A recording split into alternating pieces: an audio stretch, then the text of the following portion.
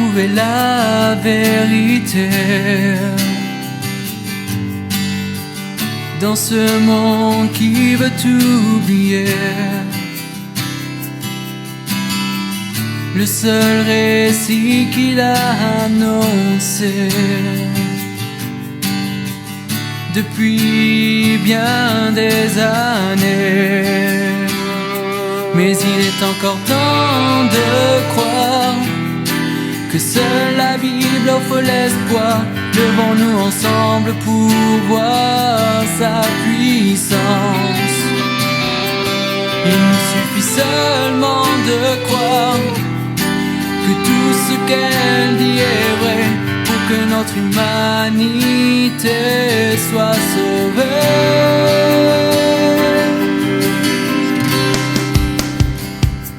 Car elle seule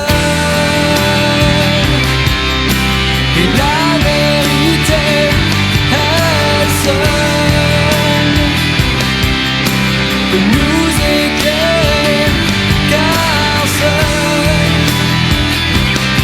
celui qui l'a inspiré peut vraiment nous libérer.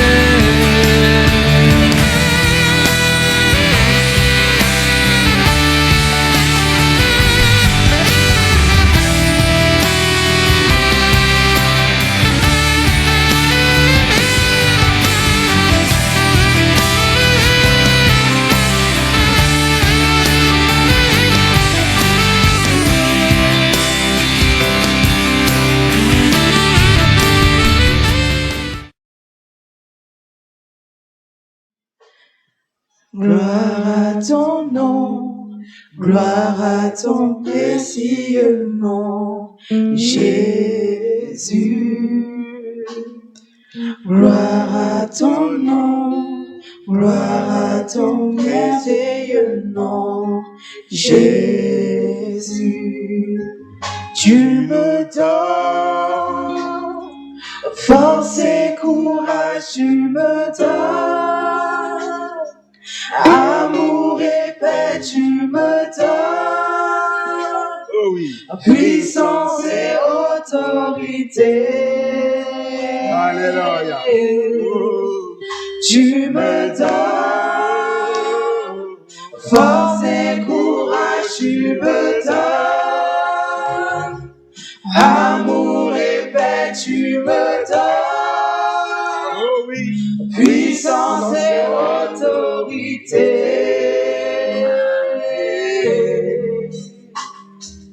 Gloire à ton nom, gloire à ton précieux nom, Jésus.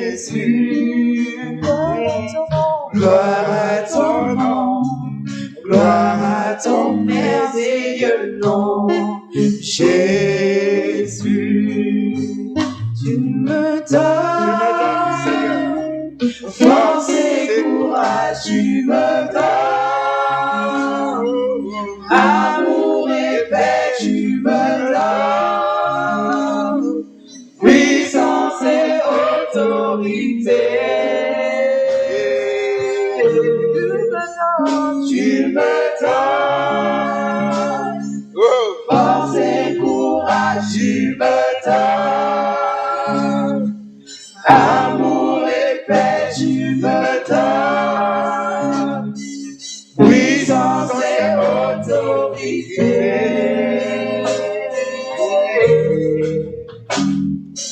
Gloire à ton nom, gloire à ton précieux nom, Jésus.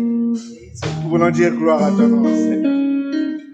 Nous voulons dire gloire au nom de Jésus. Il nous donne force de nous lever le matin. Il nous donne courage d'affronter l'ennemi, Seigneur. Il nous donne courage d'affronter Goliath. Non point parce que nous sommes forts, mais parce qu'il est au-dedans de nous. Tu nous donnes force, tu nous donnes puissance, afin que nous puissions nous lever contre toute la puissance de l'ennemi. Tu nous donnes autorité, afin que nous puissions chasser les démons. Alléluia. C'est pourquoi je prie maintenant. Éternel, je rends maintenant nul toute communication du monde de ténèbres, Seigneur de gloire. Tout micro qui était là pour amplifier nos prières afin qu'il les entende, je les rends maintenant, Seigneur, sourds dans le nom puissant et glorieux de Jésus.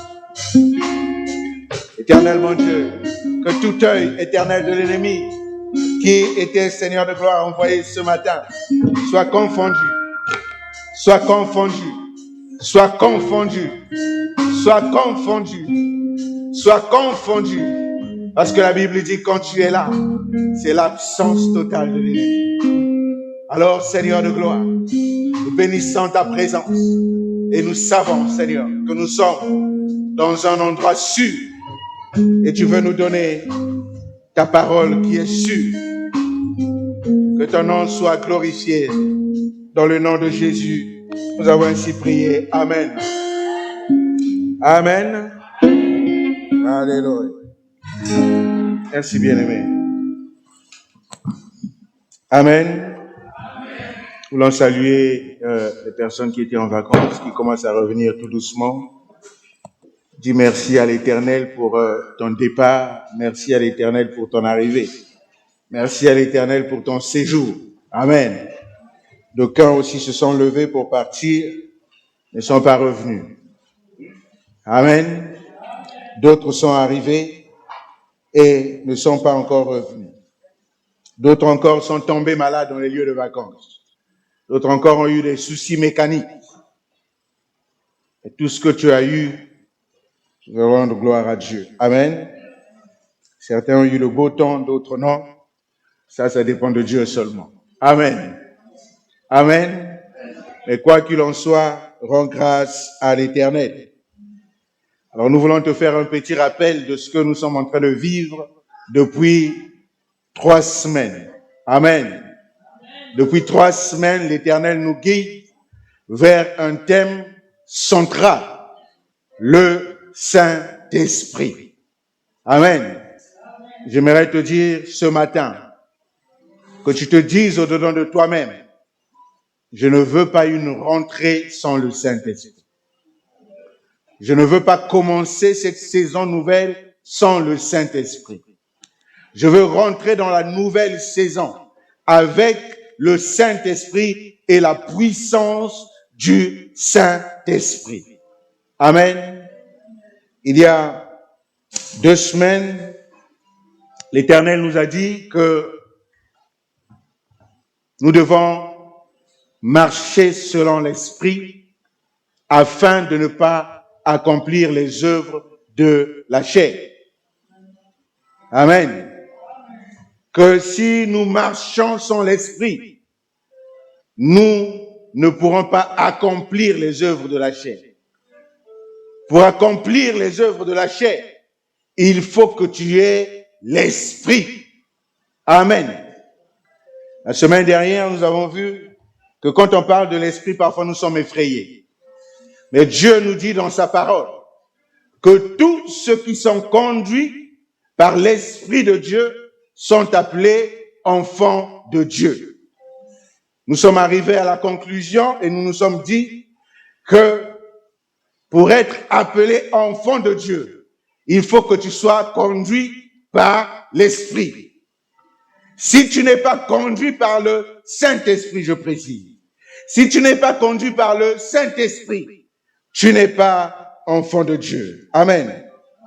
Ce matin encore, je lisais une parole de la Bible qui vient confirmer cela.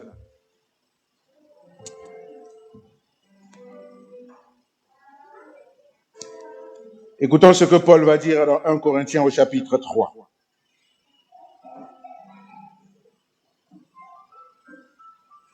À partir du 1er verset. La Bible dit, encore quelques pages qui se tournent, « Pour moi, frère, ce n'est pas comme à des hommes spirituels que j'ai pu vous parler, mais comme à des hommes charnels, comme à des enfants en Christ. Je vous ai donné du lait, non de la nourriture solide, car vous ne pouviez pas la supporter. Et vous ne le pouvez pas, même à présent, parce que vous êtes encore charnels. Pour expliquer ce qu'il a dit, pour donner des exemples concrets à ce qu'il a dit. Il dit, en effet, puisqu'il y a au milieu de vous de la jalousie et des disputes, n'êtes-vous pas charnels et ne marchez-vous pas selon l'homme? Alléluia. La définition de la semaine dernière nous disait que un enfant de Dieu, c'est celui qui marche selon le Saint-Esprit. Et là, Paul parle à ceux qui se disaient enfants de Dieu. Et Paul leur dit, attention, bien-aimés, je vous ai parlé comme à des enfants, comme à des hommes charnels. Parce que au-dedans de vous, ce n'est pas l'Esprit Saint qui vous dirige. Vous êtes encore dirigé par l'esprit de jalousie. Vous êtes encore dirigé par l'esprit de dispute. En conclusion, vous n'êtes pas encore enfant de Dieu totalement. Amen. Et, mes amis, s'il y a un autre esprit qui te dirige, cette semaine, je parlais avec une bien-aimée au téléphone et il y a ses frères qui habitent chez elle. Et puis un temps, alors qu'on était en conversation, elle a piqué une colère. À la fin, je lui ai dit, je suis encore conduit par l'esprit de colère. Parce que tout le travail qu'elle avait fait, les frères avaient mis le désordre. Amen. Et on le retrouve aussi au-dedans de nombreuses de nos sœurs. Amen. À la maison, lorsque tu as fait le ménage avant que tu ne sortes et que tu reviennes, que tu trouves tout en bazar, quel est l'esprit qui t'anime? Alléluia. Il y a une colère qui monte au-dedans de toi. Alléluia. Et tu commences à crier sur tout le monde.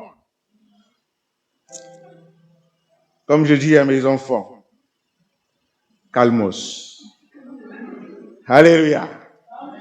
Je dis à mes enfants, calmos. Tu n'as pas besoin de crier pour faire passer le message. Tu n'as pas besoin de te laisser conduire par l'esprit de colère.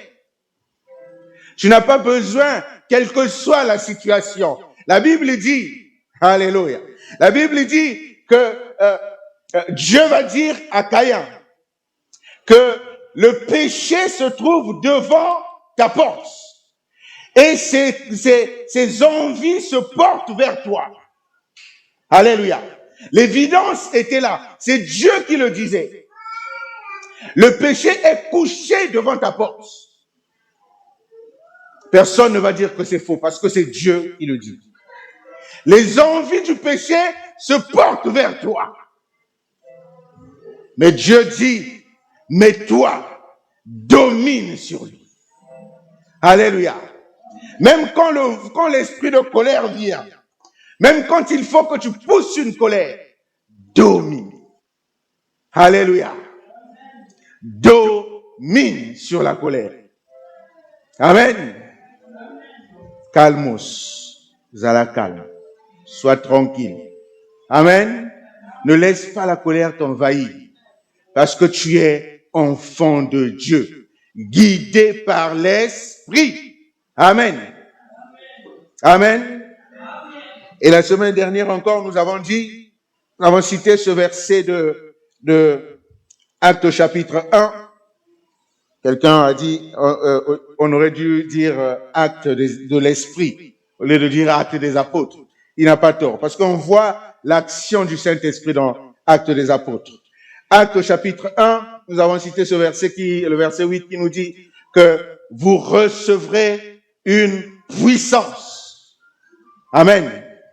Le Saint-Esprit survenant sur vous et vous serez mes témoins. Amen. Le mot puissance en grec veut dire dynamis. Et quand nous entendons dynamis, en français, nous avons tiré de dynamis, nous avons tiré le mot dynamique. Alléluia. Donc on peut dire, vous recevrez une puissance, où vous recevrez une dynamique. Alléluia. C'est pourquoi la Bible dit, vous n'avez pas reçu un esprit de timidité, parce que nous avons reçu le dynamisme, nous avons reçu le dynamique. Alléluia. C'est pourquoi nous allons prendre Actes au chapitre 1. Nous allons voir ce que l'Esprit fait. Nous allons parcourir tout le chapitre 1. Mais je m'arrêterai parfois pour éclaircir certains points. Théophile, j'ai parlé, c'était plutôt Actes chapitre 2, pardon. Le jour de la Pentecôte, dit la Bible, ils étaient tous ensemble dans le même lieu. Tout à coup, vint un bruit du ciel comme celui d'un vent impétueux. Et il remplit toute la maison où ils étaient assis. Des langues semblables à des langues de feu leur apparurent, séparées les unes des autres, et se posèrent sur chacun d'eux.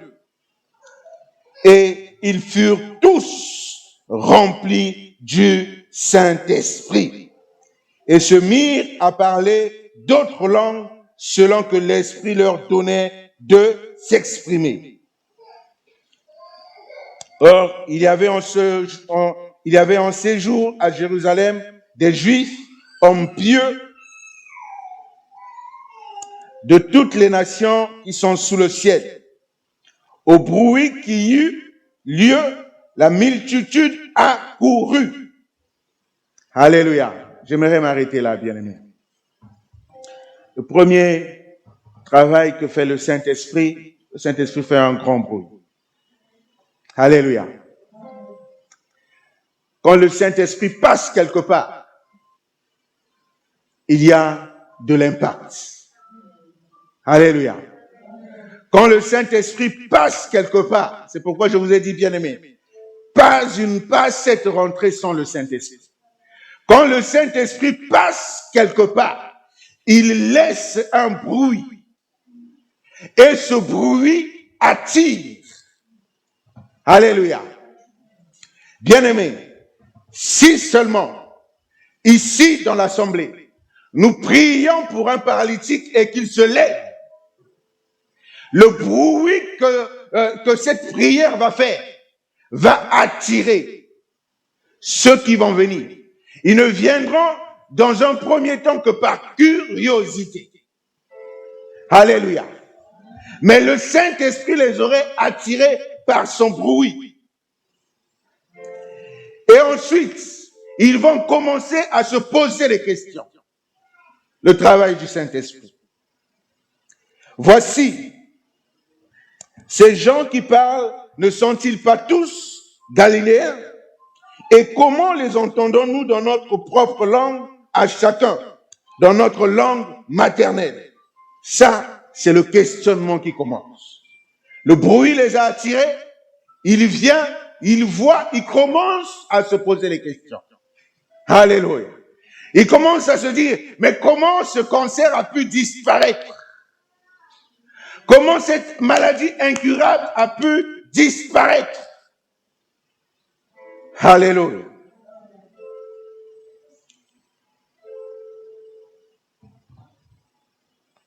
Partès, Médès, Élamites, ceux qui habitaient la Mésopotamie, la Judée, la Cappadoce, le Pan, l'Asie, la Phrygie, la Pamphylie, l'Égypte, les territoires de la Libye voisine, de Cyrène, et ceux qui sont venus de Rome, Juifs, prosélytes, Crétois et Arabes, comment les entendons-nous parler dans nos langues des merveilles de Dieu? Alléluia. Ça commence à se préciser. Ils commencent à comprendre par l'Esprit ce qui se dit. Ils sont venus par curiosité. Ils ont commencé à entendre. Ils ont commencé à se questionner, et ensuite ils commencent à trouver des réponses.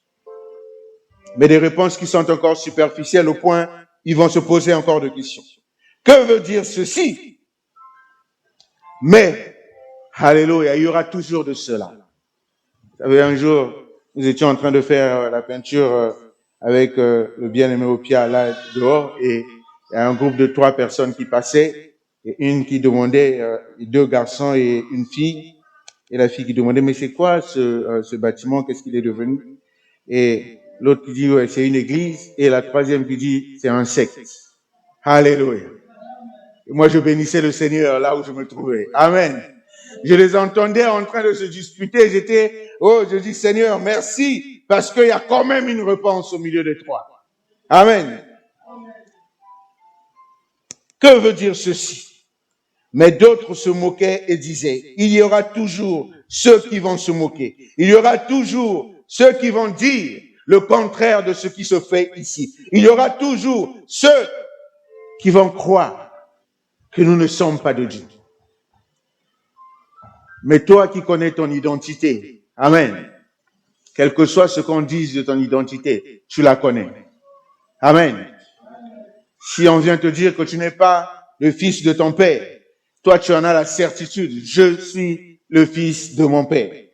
Peu importe ce que vous dites, je suis le fils de mon père. Parce que les traits qui sont en lui, je les trouve en moi. Amen. Et la filiation a été établie, sans doute. Et il disait, ils sont pleins de vin doux. Alors, alléluia, Pierre, se présentant avec les 11, éleva la voix et leur parla en ces termes. Hommes juifs, et vous tous qui séjournez à Jérusalem, sachez ceci et prêtez l'oreille à mes paroles. Ces gens ne sont pas ivres. Alléluia. On va te donner toutes les qualifications. Tu es ivre. On va te dire que tu es envoûté. On va te dire que tu es extrémiste. On va te dire que j'ai entendu une expression, X fois 5. On va te donner toutes les qualifications. Alléluia. Mais c'est toi qui connais la réalité des choses. Tu sais ce qui se passe au-dedans de toi. Tu sais que l'Esprit agit en moi. Ces gens ne sont pas ivres, comme vous le supposez, car c'est la 3e heure du jour. Mais c'est ici ce qui a été dit par le prophète Joël. Alléluia. C'est ici que nous devons atterrir, Église, avant de commencer cette rentrée. Alléluia. Le prophète Joël va dire, dans les derniers jours, Dieu dit, je répandrai de mon esprit sur toute chair. Alléluia. C'est Dieu qui le dit. Ce n'est pas un menteur. Alléluia. La Bible dit qu'il n'est pas un fils de l'homme pour mentir, ni un homme pour se repentir. Il dit, dans les derniers jours, je répandrai de mon esprit sur toute chair. Alléluia. Et lorsque l'esprit sera répandu, vos fils et vos filles vont prophétiser.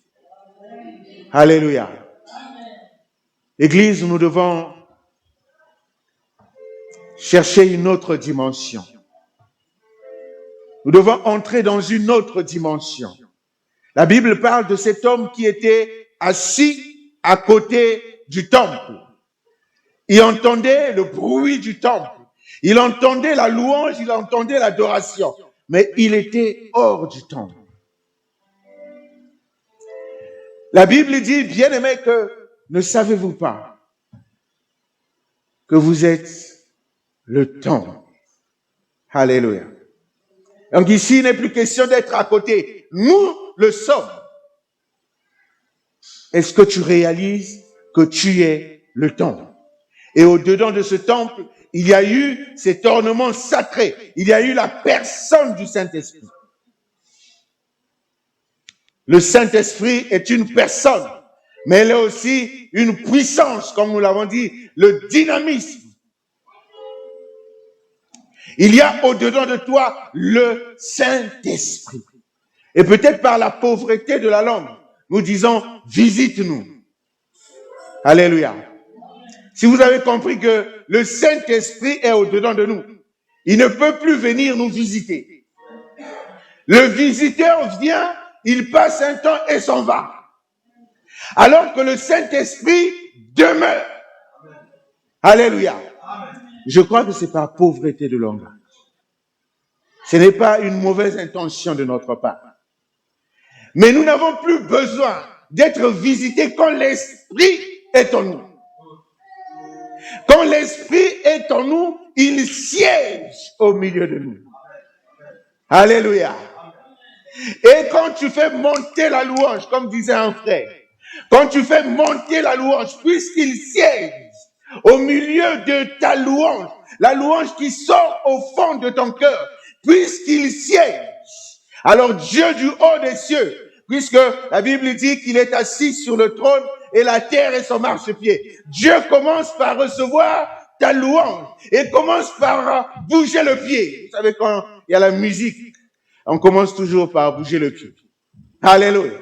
Quand la musique est agréable, quand ta louange est agréable, c'est-à-dire vrai, Dieu commence par bouger le pied. Et le pied de Dieu est sur la terre. Alléluia. Et la Bible dit, il y aura un grand tremblement de terre.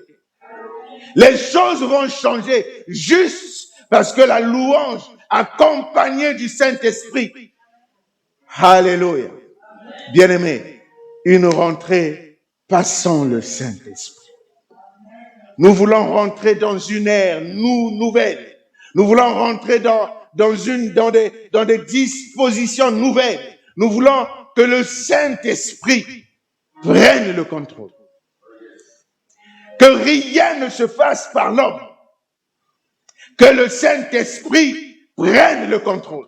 Que nos fils et nos filles prophétisent. Tel que le dit la parole. La Bible dit, les vieillards auront des songes.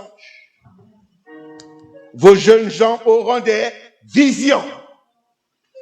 Alléluia. On ne parle pas que des anciens. On parle de ceux qui ont l'esprit au-dedans d'eux. Ceux qui vont recevoir l'esprit. Quand Dieu va déverser l'esprit. Alors nous voulons que Dieu déverse l'esprit. Que Dieu inonde, comme nous l'avons chanté. Inonde nos vies de ta présence. Que la présence du Saint-Esprit soit manifeste dans ta vie. Telle est ma prière pour toi, pour moi, pour l'Église que nous formons.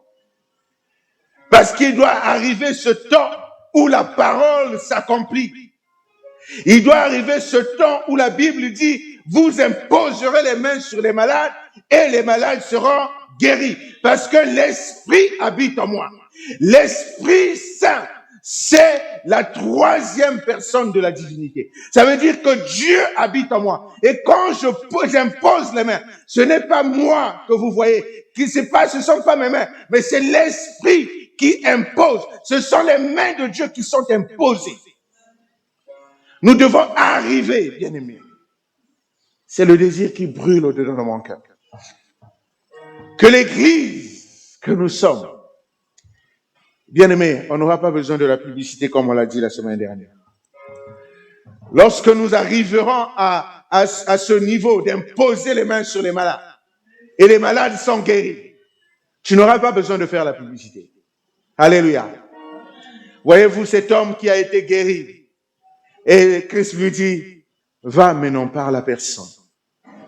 Comment veux-tu que moi qui suis guéri, que je me taise? Alléluia. Lépreux que j'étais, tout le monde me voyait, j'étais déjà exclu de la société. Comment veux-tu que je me taise? Même quand je me tais, les gens voient et vont me poser les questions. Comment es-tu devenu pur? Bien-aimé, quand l'Esprit est là, même nos prières chantent.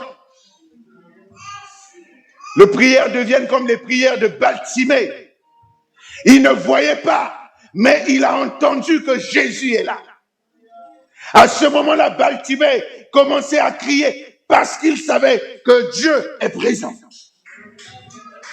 Quand l'Esprit est là, bien-aimé, les choses deviennent faciles. Alléluia. Les choses deviennent faciles. On n'a pas besoin de faire asseoir deux personnes pour qu'ils soient réconciliés. Non. Parce que l'Esprit agit déjà au-dedans de chacun en lui disant, tant que tu es dans la colère, tant que tu ne parles pas à ce bien-aimé, tu n'es pas enfant de Dieu, tu n'es pas conduit par le Saint-Esprit. Alléluia. Bien-aimé, quand l'Esprit est là, on n'a pas besoin de dire à quelqu'un, viens à la prière.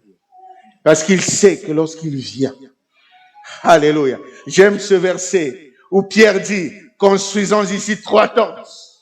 Alléluia. Parce que Christ était en train de prier. Christ a prié. L'atmosphère a changé. Et Pierre a dit, bâtissons ici 3 tentes. Pierre a oublié qu'il y avait 9 autres disciples qui sont restés. Alléluia. Parce qu'il était dans l'atmosphère de gloire. Oh, j'aimerais que quand quelqu'un prie dans ces lieux, que l'atmosphère de gloire descende. Oh Seigneur, comme nous aimerions que éternellement Dieu qui nous voit quand elle se lève au milieu de nous, Seigneur, que les sphères spirituelles soient transpercées et que ta gloire se répande. Que les malades soient guéris, que les captifs soient délivrés.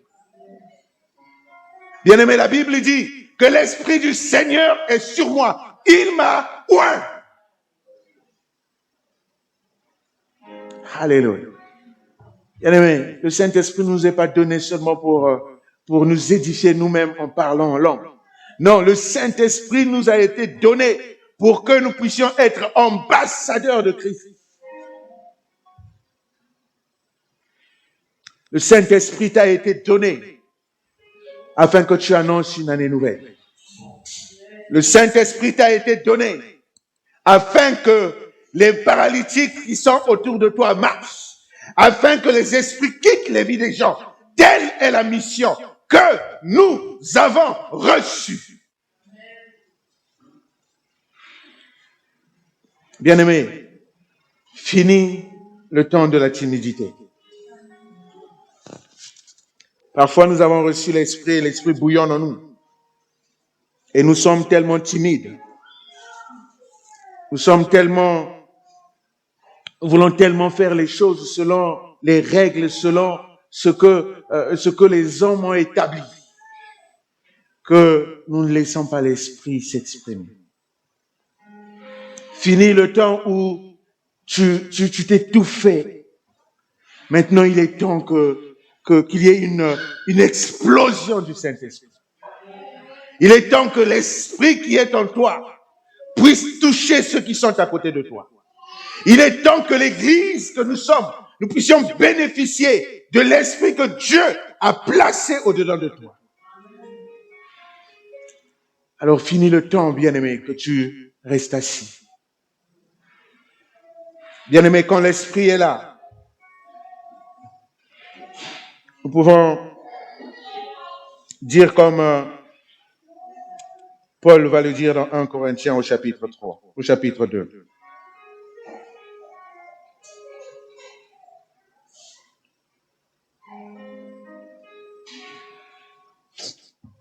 Cet homme, ce grand apôtre, était aussi revêtu d'une grande humilité. Et toutefois que je parle d'humilité, j'ai toujours ce verset qui vient dans ma tête qui dit « Elle précède la gloire ». Tu ne pourras jamais arriver à la gloire si tu n'as pas l'humilité. Ça veut dire que le principe de Dieu est faux. Il y a quelques années, je disais cela à l'église. Je disais, si tu es passé à la gloire sans pourtant être dans la case humilité, tôt ou tard, Dieu va te ramener à l'humilité. Parce que le principe de Dieu est établi ainsi. L'humilité précède la gloire. L'orgueil précède la chute.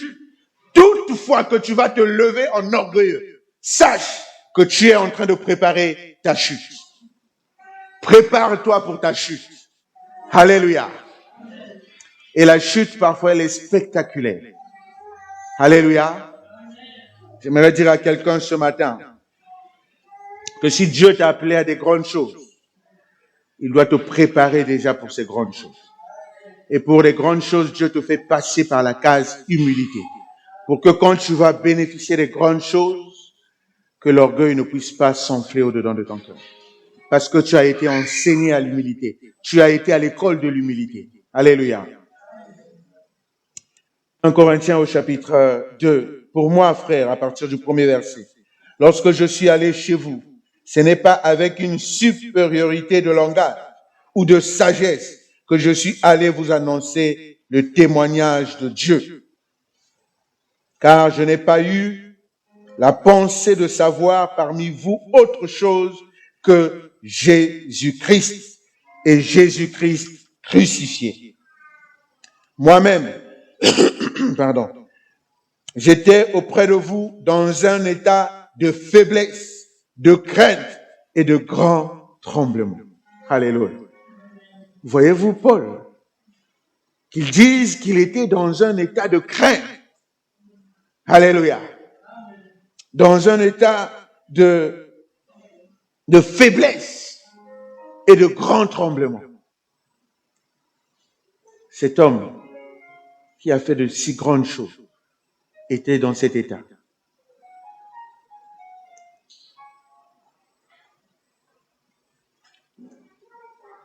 Bien-aimés, quand il n'y a plus cet état au-dedans de nous, nous devons réviser notre façon de marcher.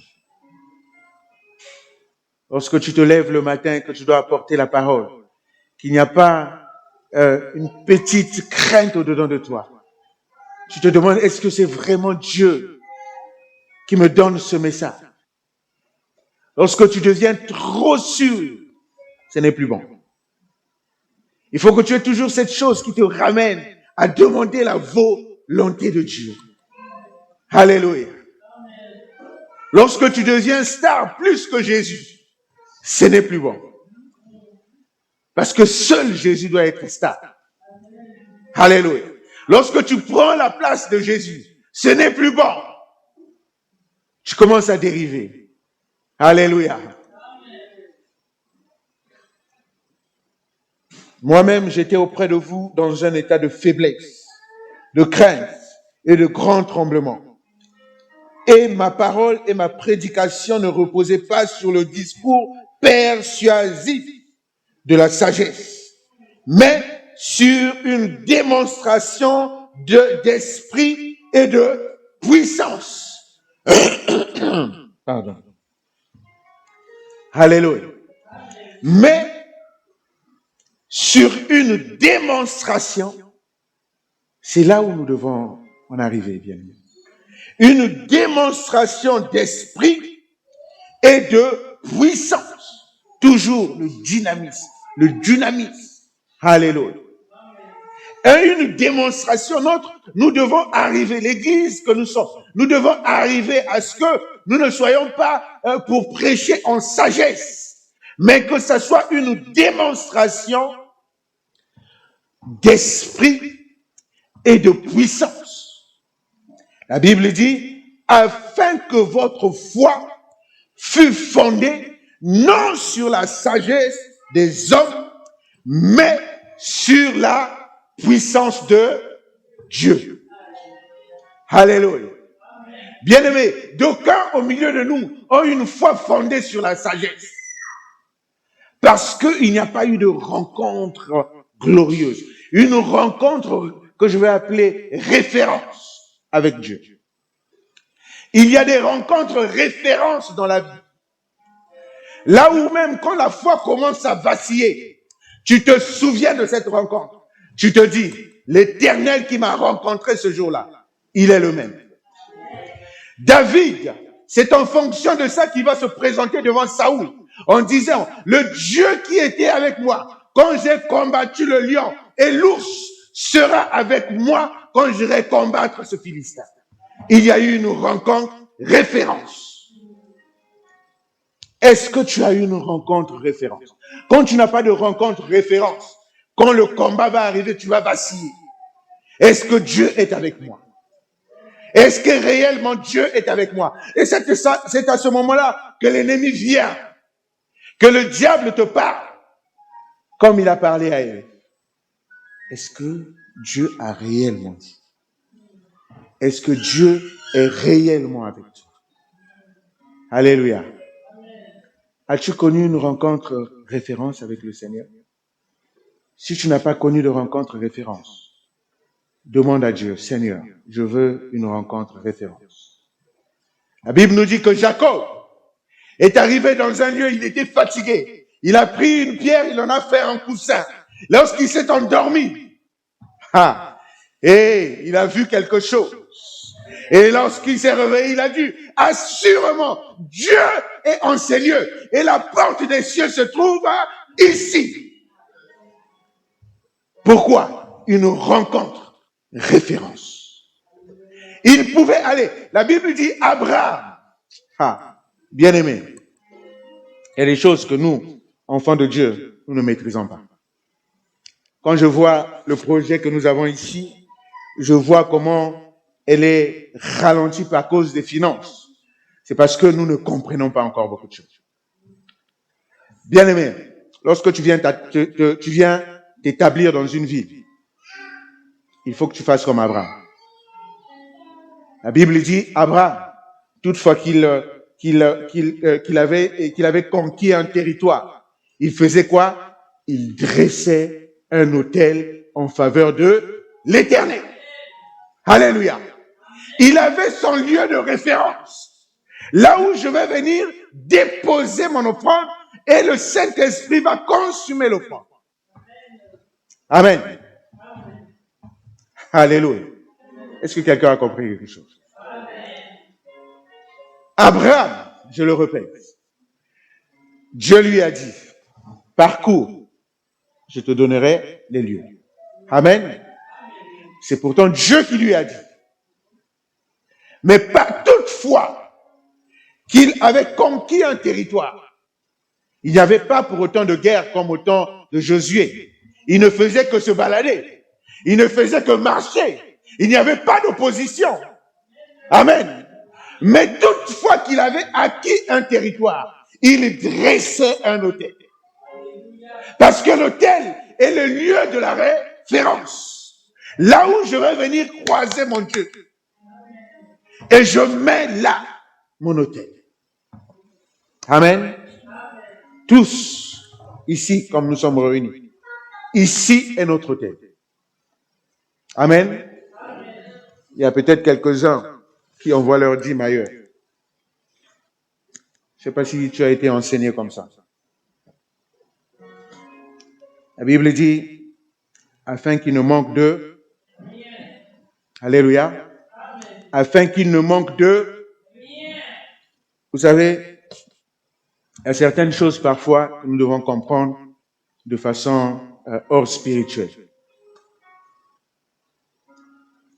Tu viens dans ces lieux, quand il fait froid, il y a le chauffage. Payé par certaines personnes qui font de sorte qu'il ne manque de rien. Et toi, tu viens gaillardement t'asseoir, être réchauffé, et après, tu t'en vas. Tu viens, il y a la lumière, tu en profites. Et quand c'est fini, tu te lèves gaillardement et tu t'en vas. Il y a certaines bénédictions auxquelles tu n'as pas accès. Parce que même dans le physique, tu es dans l'illégalité. Même dans le physique, tu n'es pas dans le juste. Amen. Amen. Est-ce que quelqu'un me comprend? L'impôt que nous voyons aujourd'hui ne tire sa source que de la Bible. Alléluia. L'impôt que nous voyons aujourd'hui, il y a certains pays qui ont des richesses et d'autres qui n'en ont pas. Je vais vous parler des Pays-Bas qui n'ont pas de richesse, de sous-sol naturel, mais qui sont champions en impôts. Alléluia. Le pays ne vit que des impôts. Et les impôts ont leur enveloppe de couleur spéciale.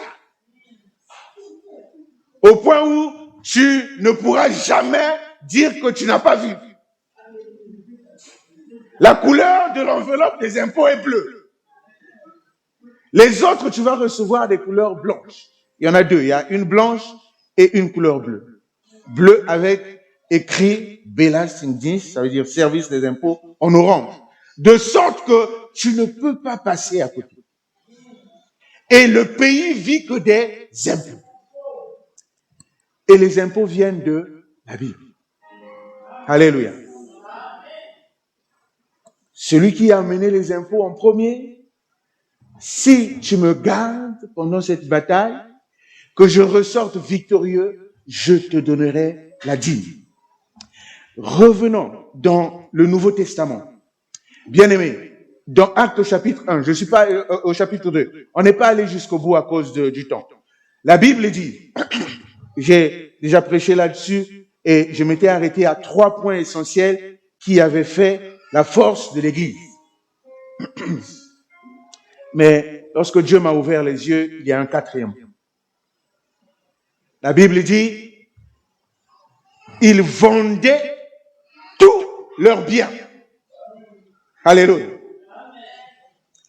C'est là où ça devient compliqué. Parfois, on pense que le Nouveau Testament est venu simplifier les choses, mais il est venu encore les compliquer. Alléluia. Ils étaient tous dans le même lieu. Ils vendaient. Dieu n'a rien dit. C'est un accord conclu entre eux-mêmes de vendre tous les biens et de ramener tout au milieu de l'église. Si on commence à demander ça, déjà 10%, nous en faisons toute une bataille de théories, certains disant qu'elle n'est plus biblique, elle n'est plus d'actualité, elle est caduque. Alors, ok, elle est caduque, je l'accepte, parce que Christ est venu changer les choses. Mais le Nouveau Testament nous dit, ils vendaient tous leurs biens et ramenaient le produit au sein de l'assemblée. Au point où Ananias et Saphira ont ramené un peu. Amen. Dieu n'avait rien dit, mais Dieu les a frappés. Alléluia. Bien-aimés, je ne sais pas pourquoi on y arrive. J'aime parler des finances. J'aime parler des finances parce que qu'on ne nous trompe pas. Une église sans les finances ne peut pas aller loin. Amen. Quoique nous soyons propriétaires de ces lieux, si nous n'arrivons plus à rembourser le crédit, même si vous venez prier, vous savez, il y a certaines prières que moi, personnellement, je ne fais pas. Amen. Bon, je ne vais pas dire ce que je voulais dire parce que c'est filmé, mais il y a certaines choses qui sont logiques. Reste dans la logique. Amen. Si nous n'arrivons plus à payer et que nous nous basons que sur la prière et que personne ne se lève pour donner, Dieu touche les autres, mais pas nous. Bien-aimés, propriétaires que nous sommes, nous allons nous retrouver dehors. Parce que on va venir saisir le bien, parce que la banque va vouloir de son argent. Je disais donc qu'il faut construire un hôtel. Je reviens sur ce que je disais pour terminer. Un hôtel où tu dois donner ton offrande. Amen. Où tu dois donner, j'ai pas peur de ce mot, où tu vas donner ta dîme. Chaque fin de l'année, quand j'étais encore trésorier, je me faisais moi-même donc ce que je recevais pour la dîme. Et je voyais combien j'étais riche. Quand je voyais combien j'ai donné à l'église, ça veut dire c'est multiplié par 10 ce que j'ai gagné. Ça me permettait de me dire, qu'est-ce que j'ai fait du 90 qui me sont restés? Alléluia. Quand tu reçois le papier que l'église te donne pour amener aux impôts et on te dit que tu as donné 2 900 € de dîme, ça veut dire que tu as gagné 29 000 euros. Pendant toute l'année. Donc, dans les 29 000, tu as enlevé 2 900 pour Dieu. Le reste, qu'est-ce que tu en as fait? Alléluia. Donc, il t'est resté combien, ceux qui savent calculer? 26 000 et quelques. Qu'est-ce que tu en as fait? Tu as payé le loyer, oui. Et après? Électricité, oui. Et après? Ce qui te reste, qu'en as-tu fait? Amen. Revenons sur le message de ce matin, que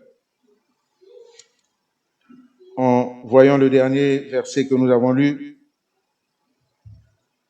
que notre prédication soit une démonstration d'esprit et de puissance, pour que la foi ne soit pas fondée sur le discours, mais qu'il soit fondé sur l'expression de la puissance de Dieu. Et je disais donc qu'il y ait une référence. Là où, quand il y a un combat et que le diable vient te dire que tu n'es pas avec Dieu, que tu te souviennes que celui qui était avec moi dans la forêt, celui qui m'a permis de remporter telle bataille, il est encore avec moi ce matin. Amen. On va prier. Je ne sais pas si le frère, tu es prêt pour donner le rapport? Non? Le dimanche prochain, d'accord. Peut-être qu'il y a Samantha pour nous faire un petit rappel de ce qui s'était passé, pour aussi dire aux parents ce qui s'est passé lorsque vous êtes partis, et peut-être que vous avez déjà des projections pour l'année prochaine. Mais bien aimé, ma prière ce matin, je vous l'ai déjà dit, c'est que comme j'aimerais que l'Église soit la démonstration de la puissance. Pour que l'Église soit une démonstration de puissance, il faut que tu laisses la place au Saint-Esprit. J'aimerais te demander de te lever de là où tu te trouves pour que nous puissions ensemble prier et que le bien-aimé puisse avancer et que nous puissions prier ensemble. Le bien-aimé de la louange, il peut avancer.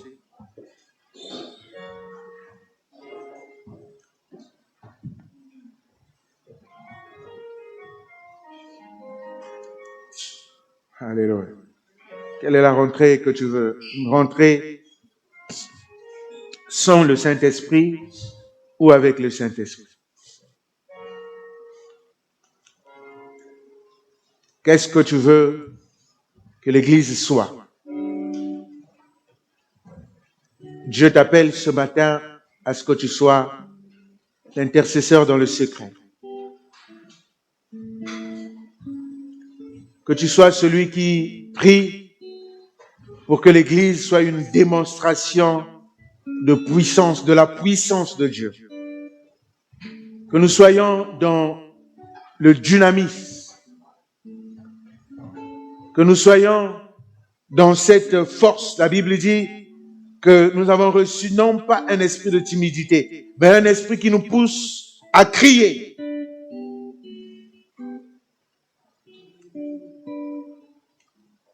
Commence par prier pour l'Église.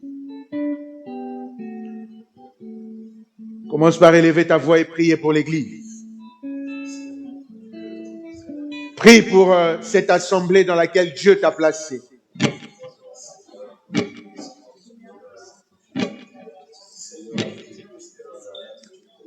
Bien-aimé, prie pour l'Église. Alléluia.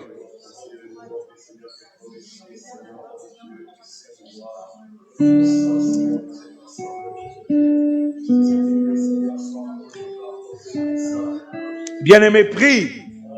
Prie, bien-aimé. Prie, la Bible dit, la prière du juste.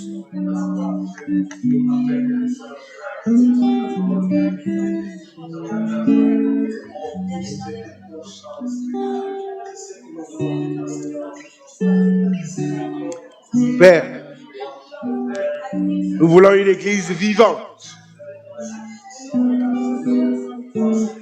voulons une église vivante par l'esprit. Alléluia. Nous voulons une église transformée, là où les vies sont transformées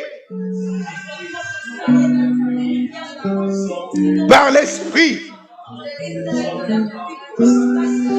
Nous voulons une église là où la gloire de Dieu est présente par l'esprit. Nous voulons une vie éternelle, nous voulons une église où la vie est touchée et impactée par l'esprit. Alléluia. La Bible dit, voici les miracles qui accompagneront ceux qui auront cru. Alléluia. Nous voulons une vie éternelle, mon Dieu, une église vivante où les miracles accompagnent la foi. Où la foi est basée sur la puissance de Dieu, non point sur éternel, mon Dieu. Alléluia. Le discours dissuasif.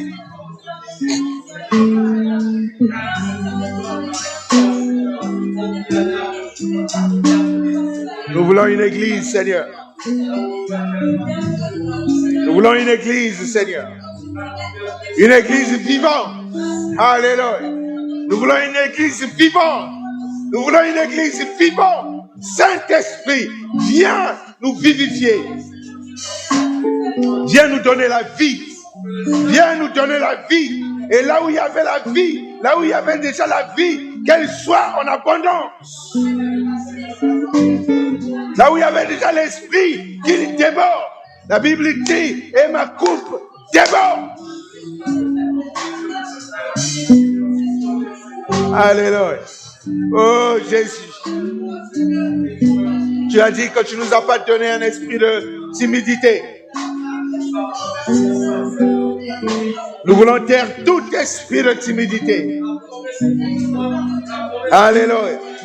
Nous voulons taire tout esprit de timidité. Que l'esprit bouillonne au-dedans de nous. Que l'esprit bouillonne au-dedans de nous. Que l'esprit bouillonne au-dedans de nous. Alléluia. Oh oui. Oh Seigneur. Nous voulons que l'esprit bouillonne, Seigneur. Que l'esprit bouillonne. Que l'esprit touche les vies. Oh. Alléluia. Oh. Alléluia. Tu es Dieu. Tu es Seigneur. Tu es le roi. Et ce que tu as dit, Seigneur, tu l'accomplis toujours. Tu as dit, Seigneur de gloire, alléluia. Je vous donnerai un cœur nouveau. Et je vous donnerai un esprit nouveau. Alléluia. L'esprit que le monde ne connaît, Seigneur. Et que le monde ne peut recevoir. L'esprit que nous a réservé à nous, enfants de Dieu. Nous qui t'avons donné notre vie, Seigneur de gloire. Nous voulons rentrer éternellement, Dieu, alléluia, dans une saison éternellement, Dieu, de sémence et de récolte. Une saison, Seigneur de gloire, où tu vas déverser ton esprit sur toute chair, selon l'accomplissement de ta parole. Oh, Jésus.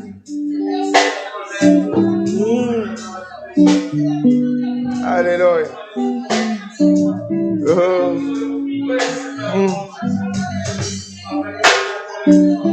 Je vois les chaînes tomber. Je vois les chaînes tomber. Oh oui, alléluia.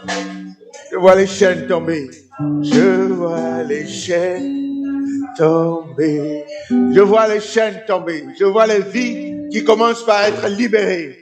Je vois les vies qui commencent par avancer. Oui, Seigneur. Alléluia. Alléluia. Oh oui, Seigneur de gloire. Alléluia. La Bible dit, détachez-le. Alléluia. Père, je commence par détacher tous ceux qui sont éternellement Dieu ce matin. Attachés, Seigneur de gloire. Donc la vie spirituelle éternellement Dieu tourne éternel autour éternellement Dieu. Alléluia. D'une circonférence qui ne peut pas éternel au point où ils sont stagnants. Je prie ce matin dans le nom de Jésus que les liens commencent par tomber. Que les liens commencent par tomber. Que les liens commencent par tomber. Que les vies spirituelles commencent par avancer. Commencent par avancer. Commencent par avancer. Dans le nom de Jésus.